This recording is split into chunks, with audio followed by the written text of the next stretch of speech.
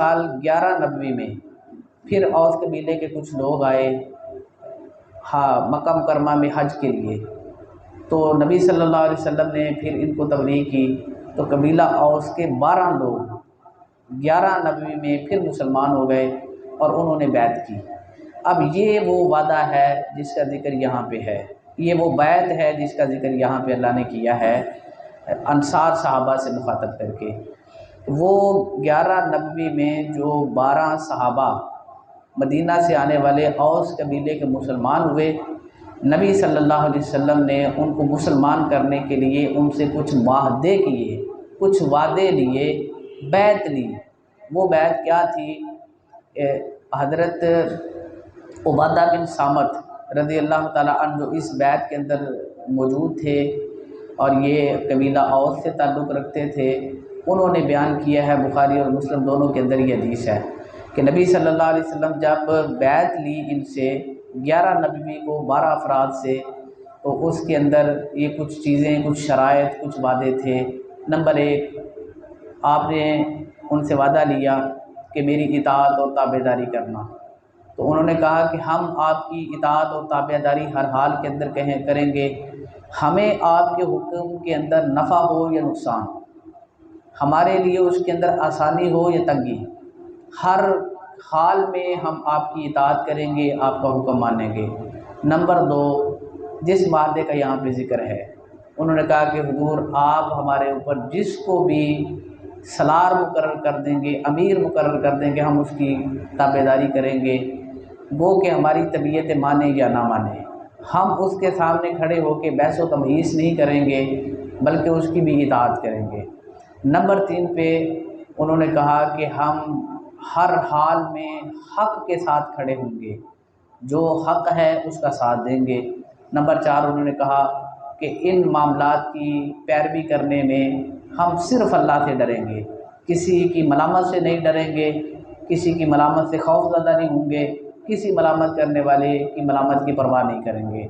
تو یہ بنیادی طور پہ 3-4 وعدے تھے جو نبی صلی اللہ علیہ وسلم نے لیے بیعت لیتے وقت 11 نبوی میں 12 افراد سے۔ اس کو کہا جاتا ہے اصطلاح کے اندر بیعت عقبہ اولیٰ۔ مینا سے جب مکہ جائے تو راستے میں دائیں طرف یہ مقام پڑتا ہے عقبہ۔ آج کل وہاں پہ ایک مسجد ہے جس کا نام بھی عقبہ ہے، جو لوگ حج عمرہ کے لیے جاتے ہیں وہ اس مسجد کی زیارت بھی کرتے ہیں۔ تو یہ عقبہ مقام کے اوپر 11 نبوی میں 12 افراد سے نبی صلی اللہ علیہ وسلم نے جو بیعت کی، جو وعدے لیے، اس کا ذکر ہے، اس کو بیعت عقبہ اولیٰ کہا جاتا ہے۔ اگلے سال 12 نبوی میں اوس قبیلے کے اور خزرج قبیلے کے 85 افراد، جن کے اندر 83 مرد اور 2 عورتیں شامل تھیں، اسی مقام کے اوپر آپ نے ان سے بھی بیعت لی اور یہی وعدے لیے۔ اس کو کہا جاتا ہے بیعت عقبہ ثانیہ۔ بیعت عقبہ اولیٰ 11 نبوی میں، بیعت عقبہ ثانیہ 12 نبوی میں۔ یہ آپ صلی اللہ علیہ وسلم نے اس طرح 6 اور 12 اور 85 ان افراد سے بیعت لی اور یہ وعدے لیے۔ اس کا ذکر اللہ رب العزت نے یہاں پہ فرمایا ہے صحابہ اکرام سے کہ یاد کرو ان وعدوں کو کہ جو وعدے تم سے لیے گئے تھے اور تم نے کہا تھا کہ ہم سنیں گے، اور ہم نے سنا اور ہم اطاعت کریں گے۔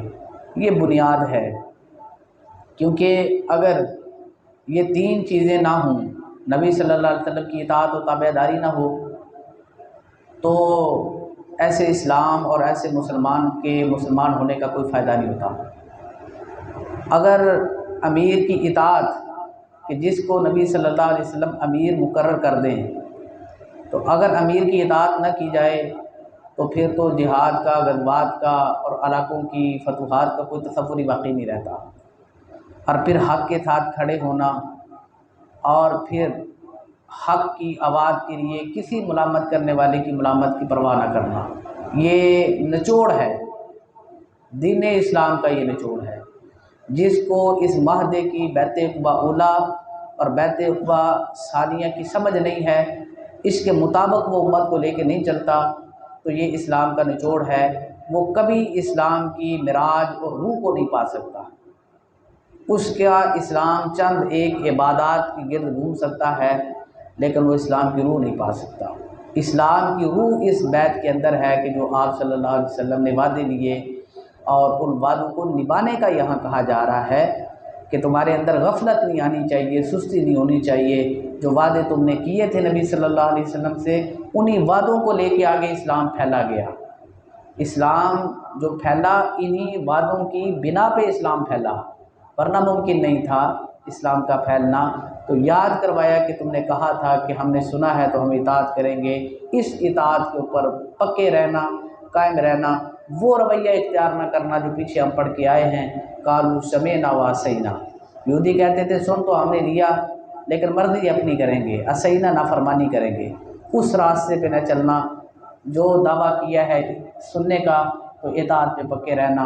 واتقوا اللہ، اور اللہ سے ڈرو، ان اللہ علیم بذات الصدور۔ آخری بات یہ ہے کہ اللہ سے کچھ چھپایا نہیں جا سکتا، اللہ دلوں کے راز بھی جانتا ہے، اللہ سینوں کے حال بھی جانتا ہے۔ سبحانک اللہم و بحمدک، اشہد ان لا الہ الا انت، استغفرک و اتوب الیک۔